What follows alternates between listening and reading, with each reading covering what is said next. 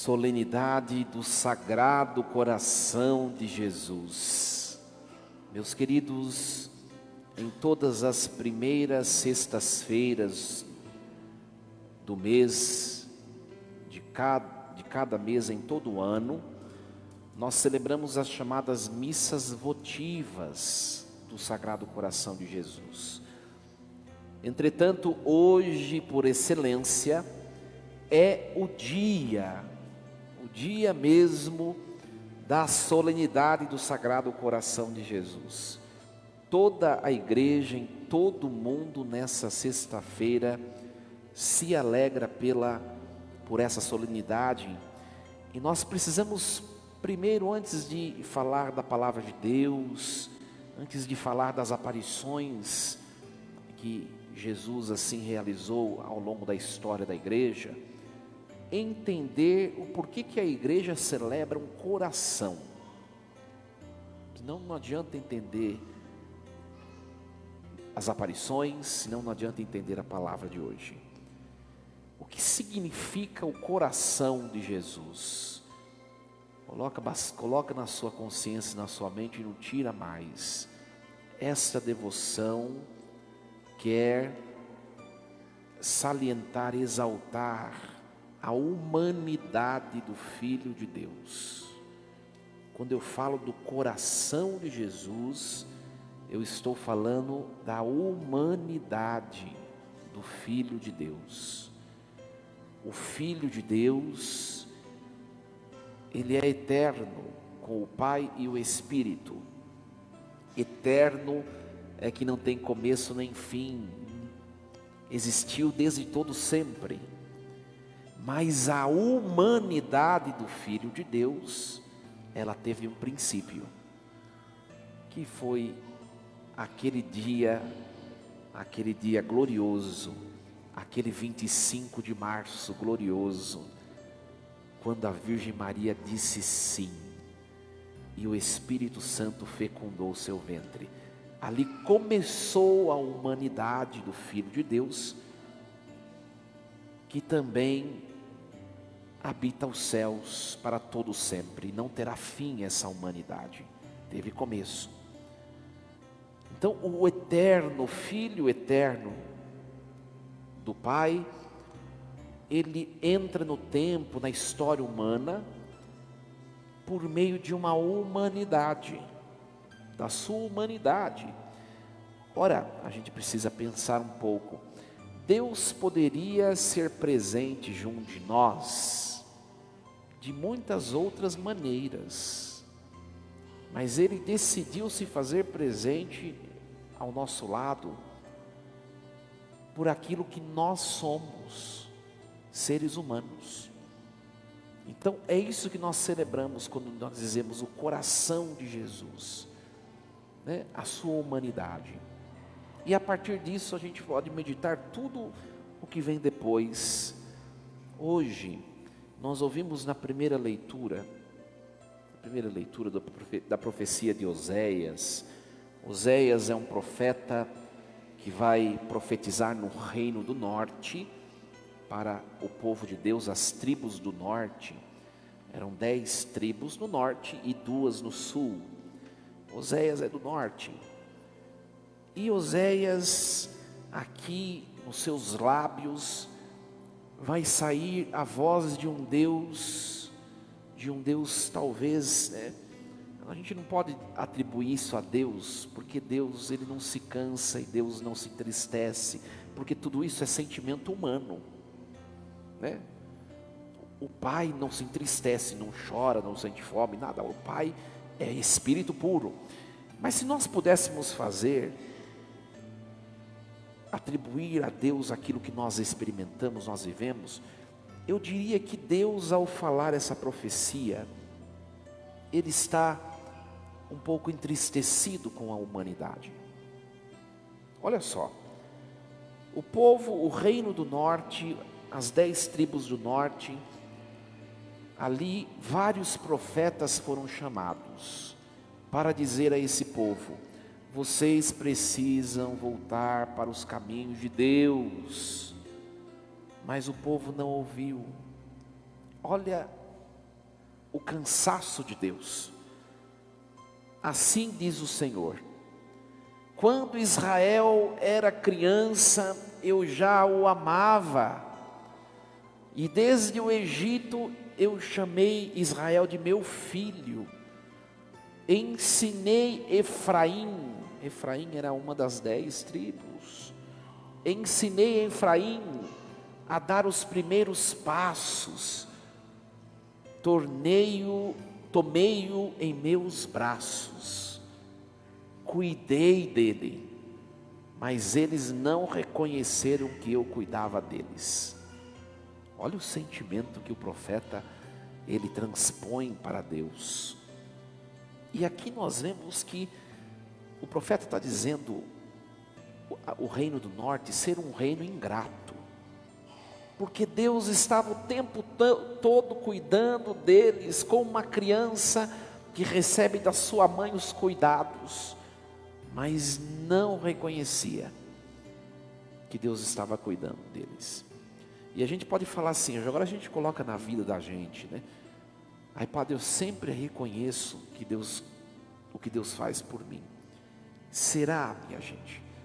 Essa palavra sempre, ela é muito ousada, porque nós, às vezes acontecem algumas situações na vida da gente, e a gente briga com Deus, questiona Deus, os nossos porquês, né? Na língua portuguesa tem o porquê, tudo junto com acento, né?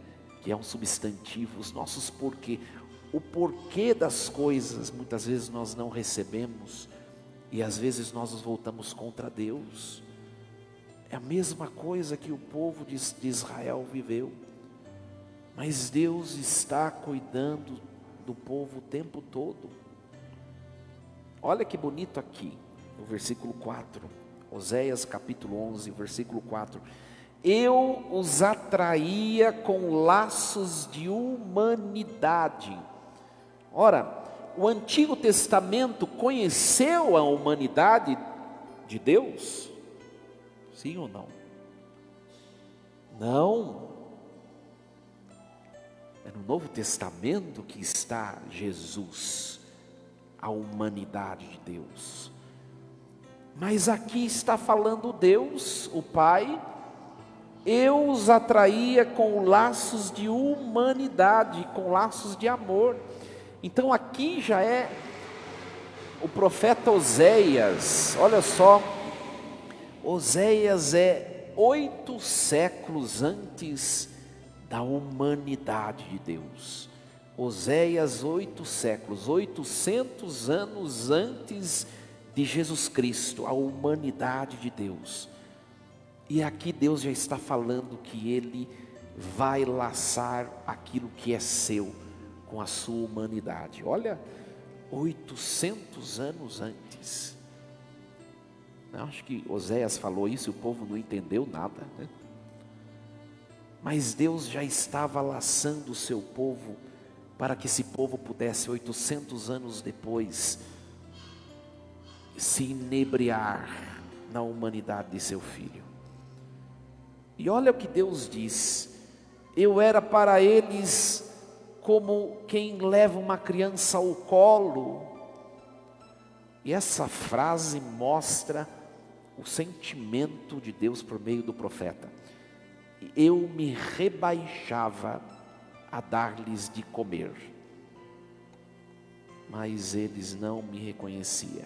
Olha, e a gente pode colocar isso na vida da gente e na vida do mundo de hoje. As pessoas cada vez menos reconhecem nas coisas, nos bens da criação, em tudo o que elas vivem, a presença de Deus. A ciência, a tecnologia, né? E logo, né? A tecnologia que cresce, que avança, cada vez mais dá a falsa percepção do ser humano de que não há Deus. E Deus está aqui. E Deus está insistindo. Olha só. O meu coração comove-se no íntimo e arde de compaixão.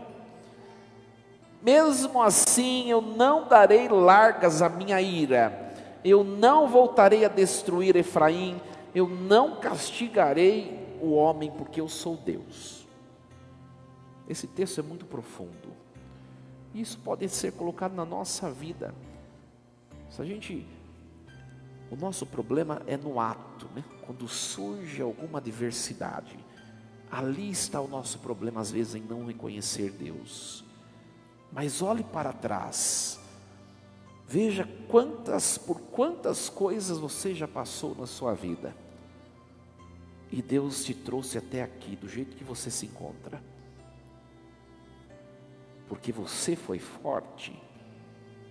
Talvez não. No dia do juízo nós veremos o quanto Deus, se pudéssemos dizer, Deus suou para nos fazer viver. Então hoje, minha gente, essa palavra nos convida a sair dessa igreja nessa noite, apesar de todas as dificuldades, de tudo que nos aconteceu, com o coração alegre, porque Ele sabe o que Ele faz por nós. Ele sabe, e Ele está junto de nós, Ele cuida de nós, embora às vezes em seu silêncio não pareça, Ele cuida de nós, né? Hoje nós ouvimos esse evangelho, a experiência daquele guarda romano que transpassa o lado de Jesus e recebe sobre si sangue e água que vertem deste lado aberto. É claro que aqui é um novo nascimento, né? Tal como lá no princípio, no sono de Adão, do seu lado, Deus tirou quem? Eva. Do sono da morte de Cristo, Deus tirou o que nós vamos celebrar daqui a pouco, a Igreja Católica, os seus sacramentos, que você não vai encontrar em nenhuma outra igreja, é aqui. E nós somos privilegiados, porque o Senhor nos atraiu nessa noite com laços de amor, para que nós pudéssemos unir o nosso coração ao seu coração. Eu disse, por 3 vezes nessa semana eu fui celebrar missa em 3 lugares, e não tem como celebrar o coração de Jesus. Eu fui celebrar Tríduo essa semana do Sagrado Coração em 3 lugares diferentes, e eu vou dizer a você o que eu disse nos 3 lugares. O que é a missa? O que é a missa? Se eu perguntar a vocês, qual é o sacrifício que nós oferecemos ao Pai na missa? Qual é? Talvez todos, ou quase todos dirão, o corpo e o sangue de Cristo. Também, mas junto do corpo e sangue de Cristo, da Santíssima Hóstia consagrada, está também o nosso coração, o nosso sacrifício. Eu não sei se vocês perceberam, mas agora a tradução nova do Missal Romano, que é a tradução correta, que antes estava errada, o padre, que é Cristo, diz: orai, irmãos, para que o meu e o vosso sacrifício seja,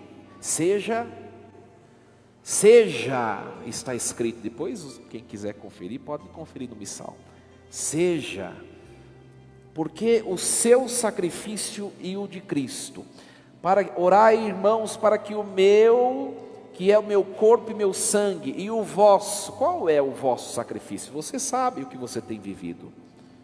Seja, não sejam. Por quê?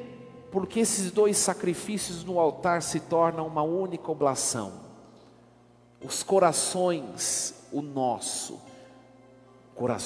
nossos corações, se unem ao perfeito coração de Cristo e se tornam um só. E é isso que o Cristo sacerdote oferece ao Pai.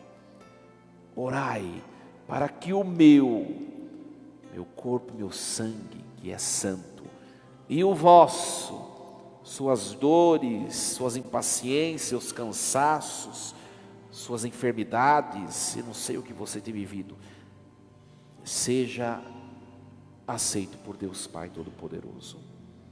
É isso que é a missa. Um coração perfeito se une a um coração maculado.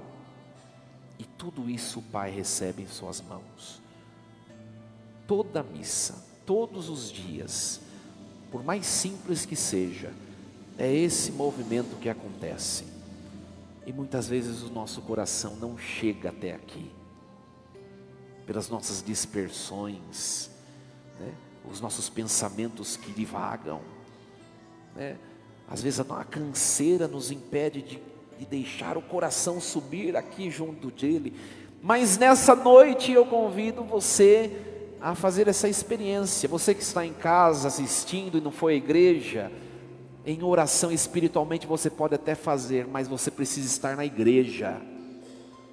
Você que está aqui na igreja, faça a experiência de derramar diante do Senhor Jesus o seu sacrifício. O de Cristo nós vemos visualmente, sacramentalmente, no corpo, o corpo e o sangue, na aparência de pão e de vinho. E o seu, você traz ao altar, simbolizado naquilo que você coloca no cesta de oferta. Por isso que o ofertório mais simbólico e liturgicamente perfeito é aquele que de fato exige dos fiéis um levantar-se, um vir ao altar, que é esse o simbolismo. Então façamos essa experiência nessa noite. Eu quero unir a minha humanidade. Vou perguntar para você, você responde para você mesmo. Como está a sua humanidade nessa noite? Seu coração, seus pensamentos, seus sentimentos, como está? É isso que Cristo quer. Ai, padre, mas não está muito bom não. Olha, minha gente, se Cristo quisesse coisa boa, Ele rezava a missa só lá no céu, com os santos, e deixava a gente aqui se ferrando. Mas não, Ele sabe de que somos feitos. Ele sabe que somos pó. Aliás, nós ouvimos a carta de Paulo aos Coríntios esses dias, que nos disse que nós somos vasos de barro, e dentro de nós vem um tesouro imensurável, impagável, incalculável, que é a pureza da humanidade de Deus. Então, Ele quer tocar a nossa humanidade, nós precisamos permitir. Por isso que nós vamos ver ao longo da história, né? Tem uma visão. Quem foi a santa que questionou por que Jesus não tinha mostrado seu coração antes? Foi Santa Gertrudes. Santa Margarida Maria Lacoque vai ter toda aquela visão do Sagrado Coração de Jesus no século XVII. Mas no século XIII, Santa Gertrude já tem visões do Sagrado Coração de Jesus. Uma das visões, ela se deita no coração de Jesus e ela escuta o bater do coração de Jesus. Olha, nós temos a mesma oportunidade de fazer isso, essa experiência. É que nós somos muito incrédulos, porque nós não somente nos deitamos no coração de Jesus, mas Ele entra em nosso corpo, e Ele se torna um conosco por inteiro. O ouvido de Santa Gertrudes tocou o peito de Jesus na visão, e ela pôde escutá-lo. A nós, Ele nos toca por inteiro pelo sacramento. Por que tanta falta de fé? Diz que Santa Gertrudes, não sei se procede, teve uma visão, e ela, Santa Gertrudes devia ser encrenqueira, né? Aí ela vai brigar com São João, porque foi São João que na última ceia reclinou o seu ouvido, né, no peito de Jesus. Mas ele não escutou o palpitar do coração de Jesus. E João não escreveu nos evangelhos nada sobre o coração de Jesus. Eu estava lendo e disse que Santa Gertrudes foi encrencar com São João, né? Por que você não escreveu nada do coração de Jesus? Porque ele responde, porque o coração de Jesus ia se mostrar depois, na hora certa, quando os corações esfriarem no amor dele. Olha aqui. E é no século 17 que isso vai acontecer. E se a gente for ver bem no século 17, na época de Santa Margarida Maria Lacoque, é um século do bombardear da fé. A reforma protestante, um século antes, as confusões, as divisões da Igreja Católica, a partir de Martim Lutero e tantas outras, é uma confusão daquele século. E é verdade que o coração de Jesus se mostrou na hora certa, né? Na verdade, João devia ter falado a verdade para Santa Gertrudes, né? Porque ele não deitou no peito de Jesus para escutá-lo, mas porque ele era fofoqueiro, queria saber quem era o traidor. Lembra do Evangelho, né? Mas brincadeiras à parte. Então, minha gente, façamos essa experiência nessa noite. E quando nós nos sentimos sozinhos, lembremos disso. Eu os envolvi com laços de amor. Tomei nos braços, cuidei de Efraim, como uma mãe cuida de uma criança. Mas Efraim não me reconheceu. Que esses não sejamos nós. Que nós percebamos sempre a presença de Deus, sobretudo na solidão, na dificuldade, nas cruzes da vida. Força e coragem, assim seja. Amém. Um instante de silêncio.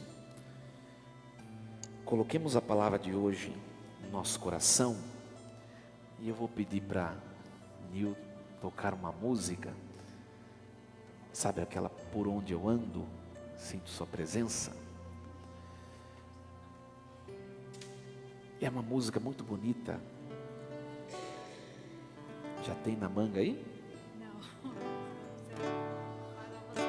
Dá tempo de puxar no Google aí. E essa canção, minha gente, ela vai falar sobre a nossa indignidade.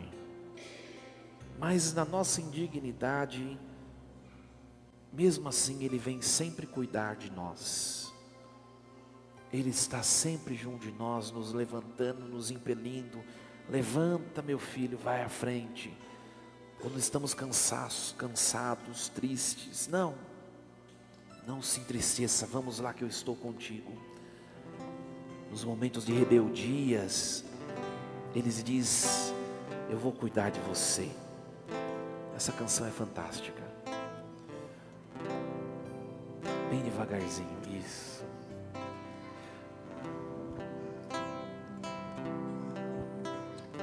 Por onde eu ando, sinto tua presença. Em todos os lugares, está sempre perto de mim. Em minhas escolhas, vens me iluminar. Como posso te deixar, se mesmo quando eu erro, vens me amar e me ajudas a acertar e na tua direção caminhar.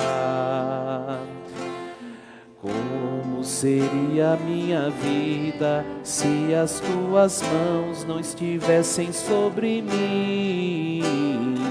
Como seriam os meus sonhos se o teu Espírito não habitasse em mim? Toda a igreja. O teu amor me envolve, o teu amor me protege, és o meu porto seguro, o melhor lugar de estar é no teu coração, Sagrado Coração, coração,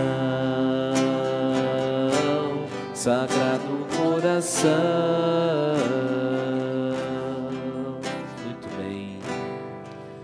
Depois a gente canta de novo, tá bom? Que essa palavra nos ajude a nos sentirmos amados por Ele. Amém. Fiquemos em pé.